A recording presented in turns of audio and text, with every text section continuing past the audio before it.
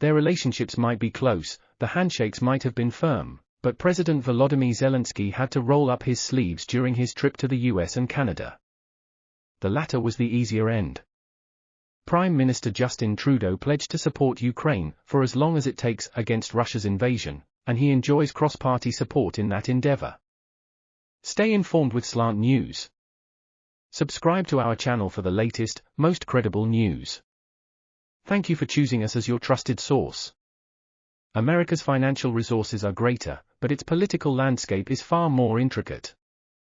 President Zelensky secured another $325 million, £265 million, military package from the White House, although it fell short of the $24 billion he had hoped for. That proposal is entangled in Congress, mired in a dispute over budgets. The complications persist. In addition to meetings with counterpart Joe Biden, Ukraine's leader engaged with Republican politicians grappling with growing skepticism within their party. "We are defending the liberal world, which should resonate with Republicans," a government advisor in Kiev tells me. "It was more challenging when the war began, given the chaos," he says. "Now we can be more specific with our requests, knowing what our allies possess and where they store it. Our president could serve as defense minister in numerous countries.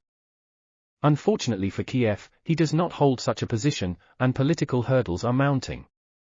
Why should Ukraine continue to receive an open-ended commitment? What does victory look like?" These are questions the Ukrainian leader has endeavored to address on the global stage. Hence, he appears to spend more time negotiating than campaigning, just to maintain Western assistance.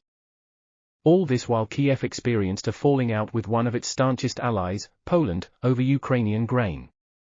A Polish embargo on Ukrainian imports prompted President Zelensky to indirectly accuse Warsaw of assisting Russia. This did not sit well in Poland, with President Andrzej Duda describing Ukraine as a drowning person who could pull you down with it. Fortunately, tensions have since eased. Even for a seasoned wartime leader, these are challenging diplomatic times. Upcoming elections in partner countries like Poland, Slovakia, and the US are clouding the outlook. Some candidates prioritize domestic matters over military support for Ukraine. The need to balance military aid with voter satisfaction complicates matters significantly, explains Serhiy Gerasimchuk from the Ukrainian PRISM foreign policy think tank. Ukraine must navigate promoting its interests while considering the situations in partner countries and the EU. It's a formidable challenge. These are the kind of democratic cycles that Russia's leader, Vladimir Putin, need not concern himself with. This is why Kiev seeks to frame this war as a struggle not just for its sovereignty but for democracy itself.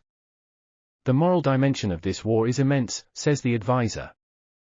Following the dissolution of the Soviet Union, Ukraine, Russia, the US, and the UK signed the Budapest Memorandum of 1994. Ukraine relinquished the Soviet nuclear weapons on its soil to Russia, in return for a commitment that its territorial integrity would be upheld and defended by the signatory nations. 9 years of Russian aggression have left that agreement feeling like a broken promise here.